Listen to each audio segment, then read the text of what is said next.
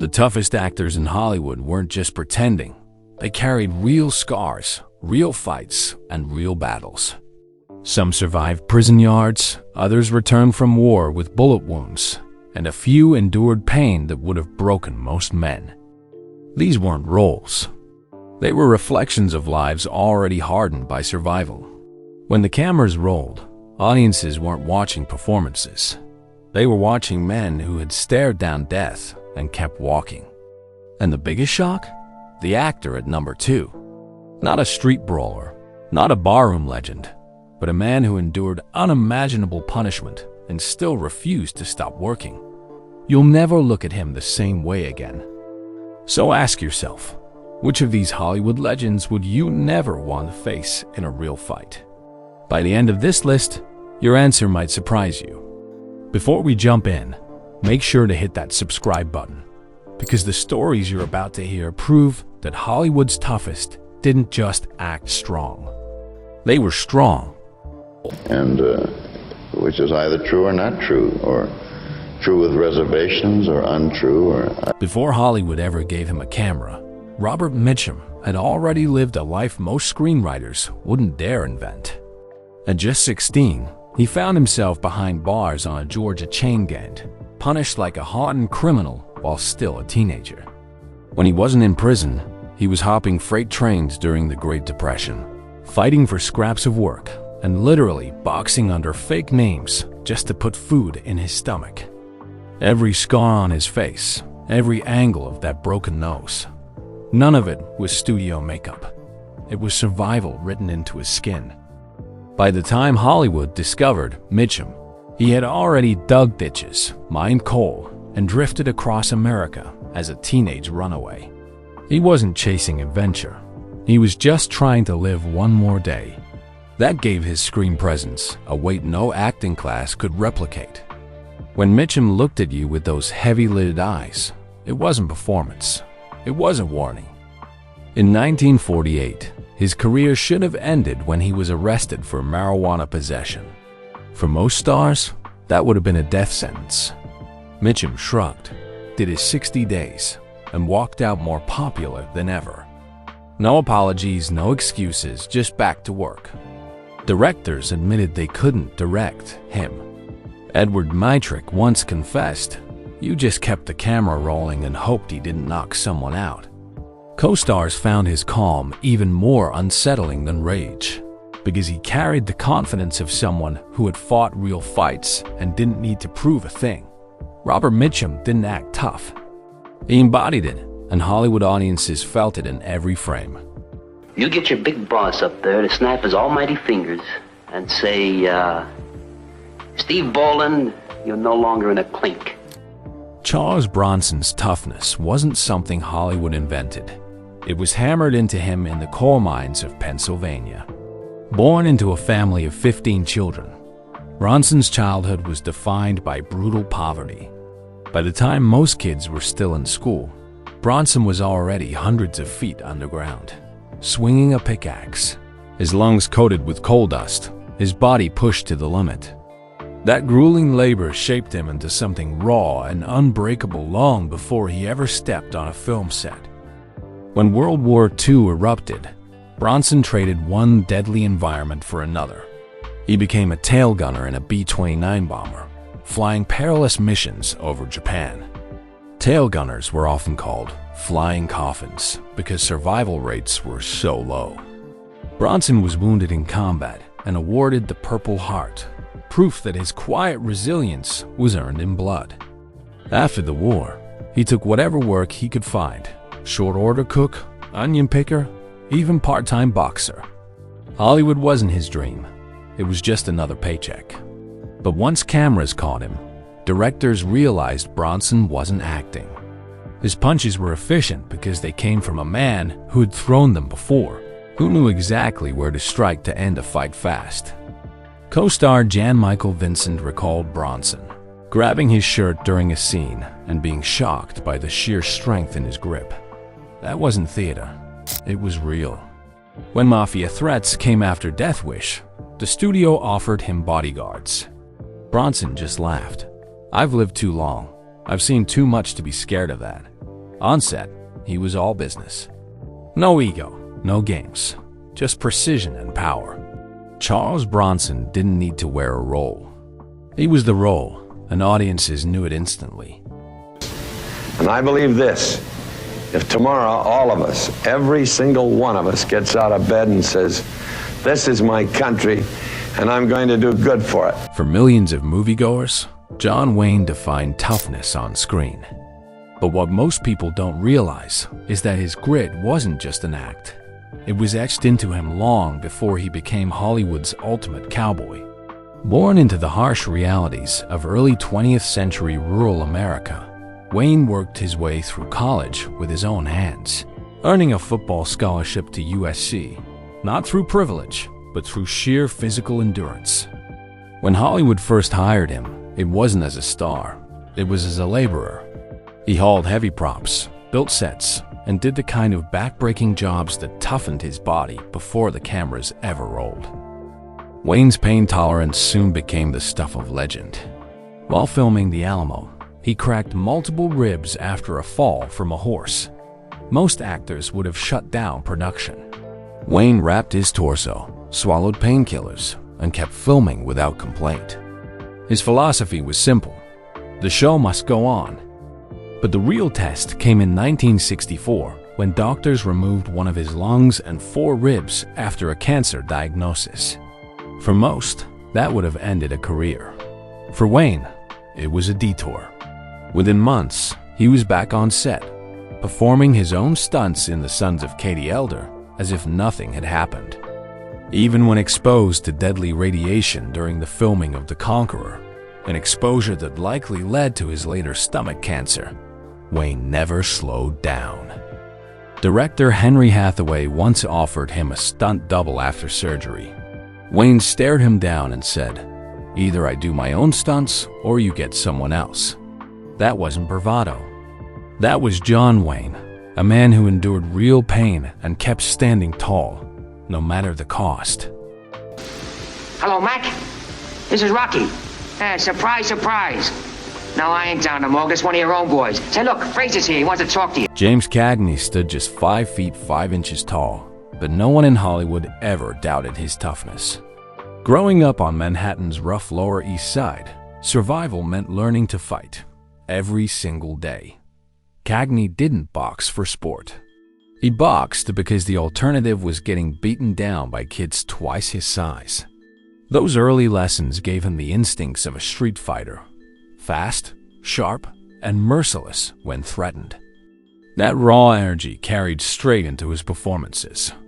On screen, his punches weren't wide, theatrical swings.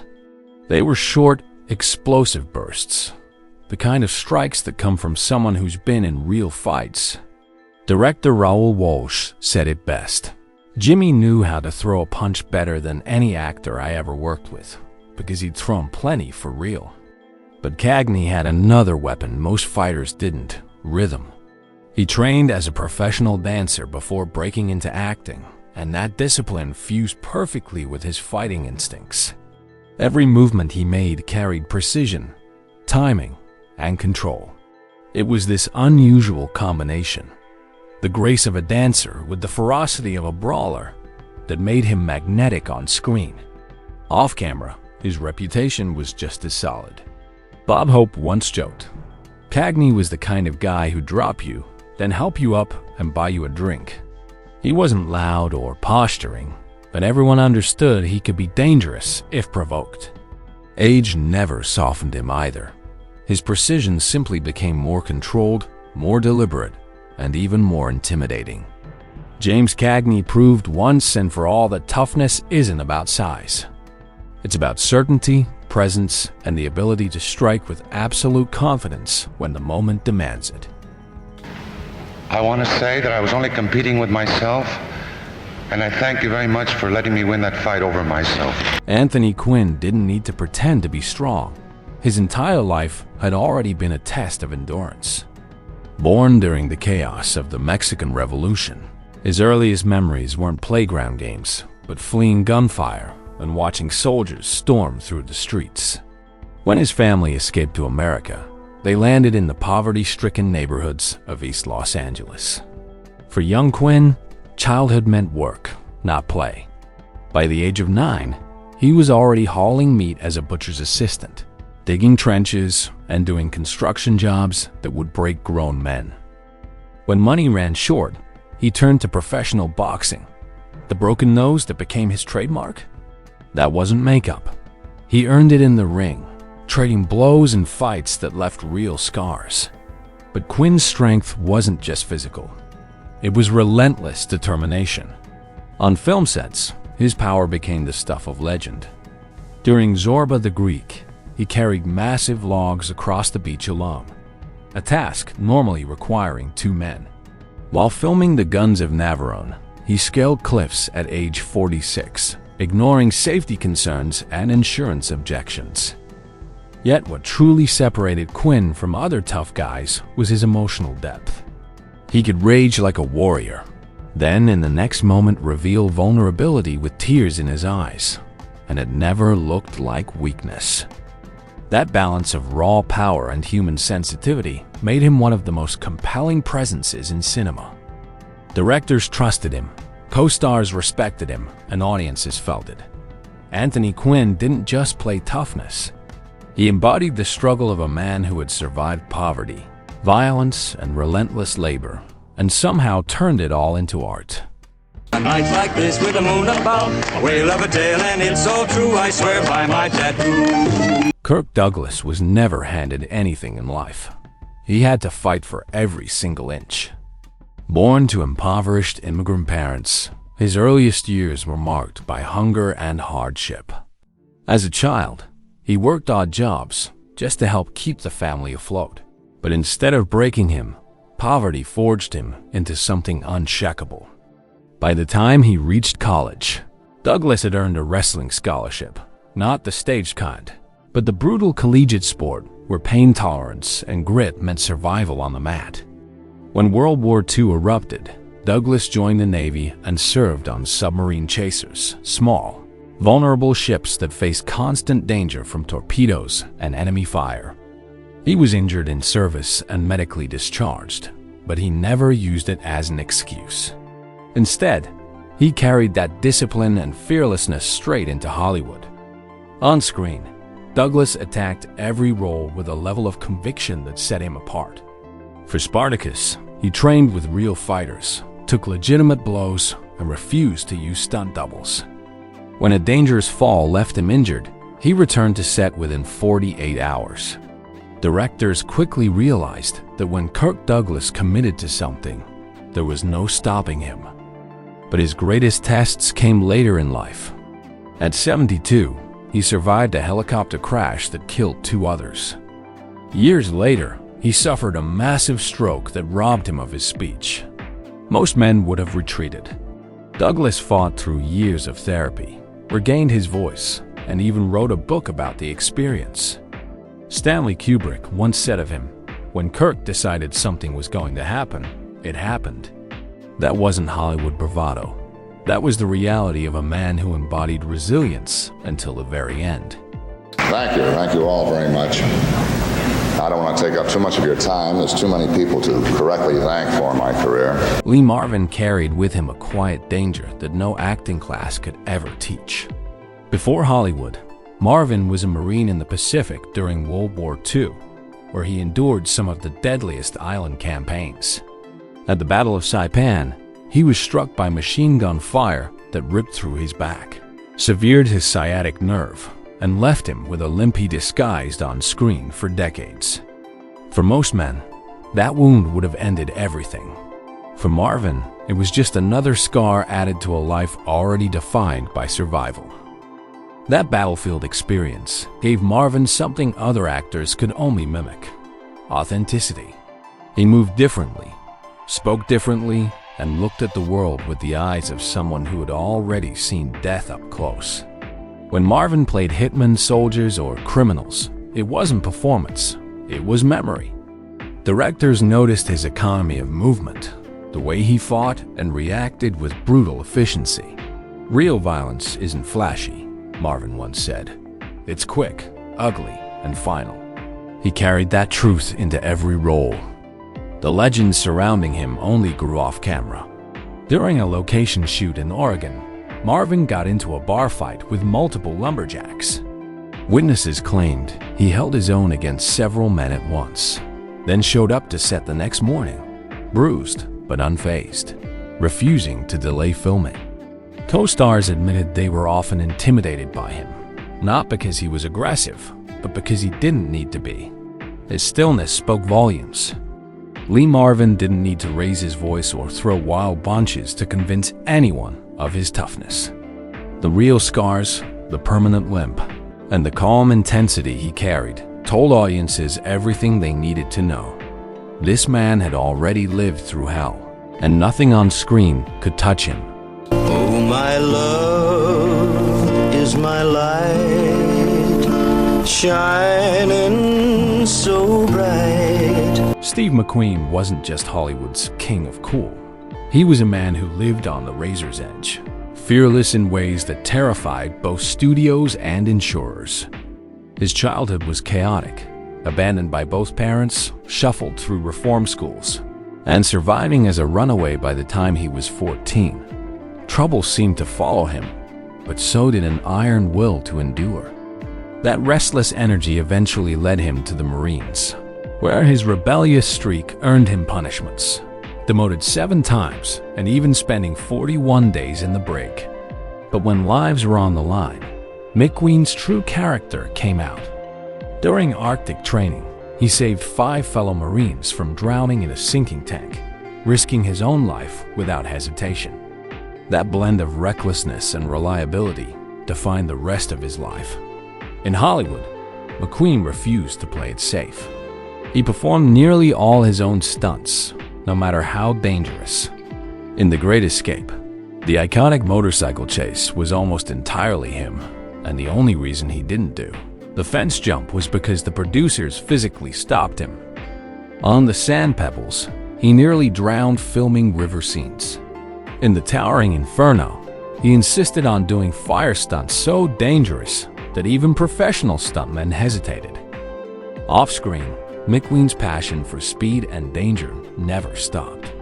He raced cars and motorcycles professionally, often under fake names to keep the studios from finding out.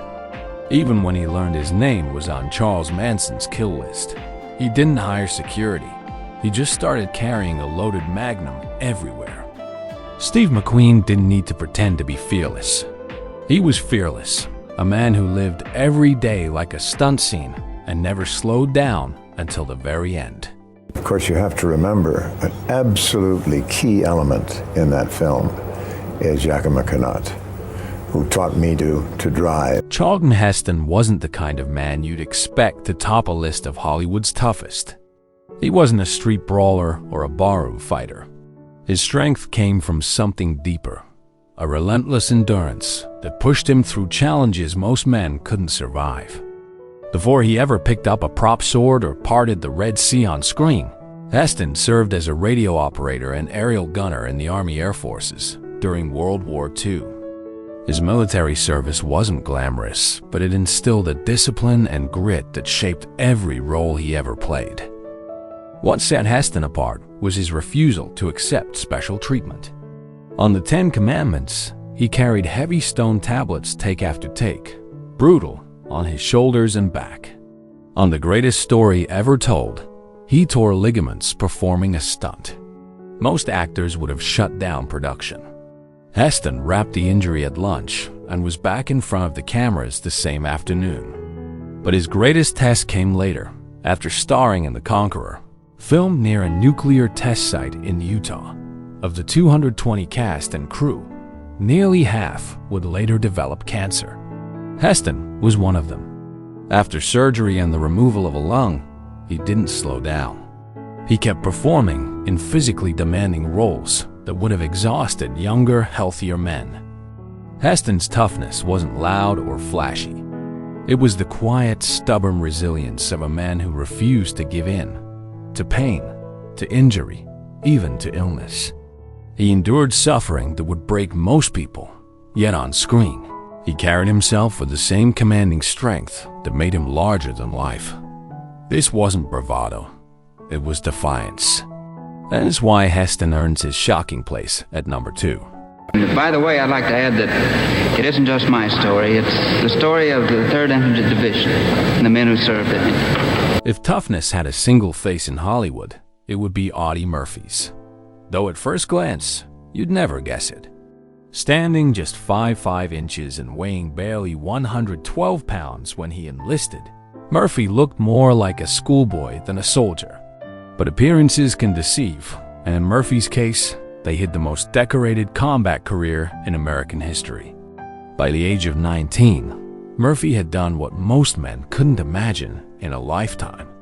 In one of the war's most legendary moments, he single-handedly held off an entire German company for over an hour by mounting a burning tank destroyer and firing its machine gun until his ammunition ran out.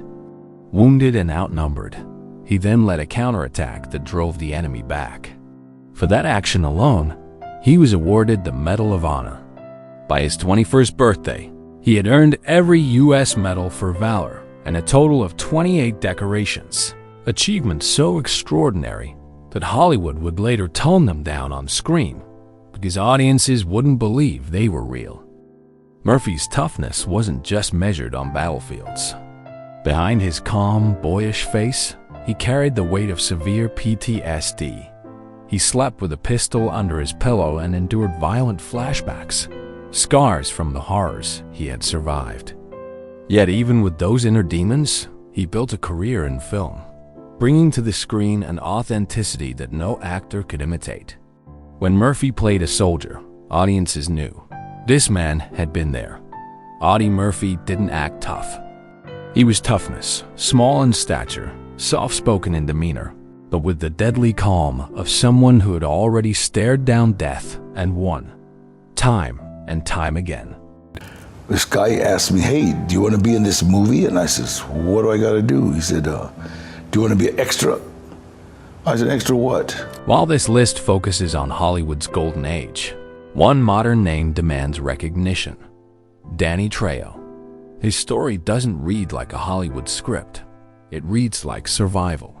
Before he ever stepped onto a movie set, Trejo spent 11 years in some of California's most notorious prisons, including San Quentin.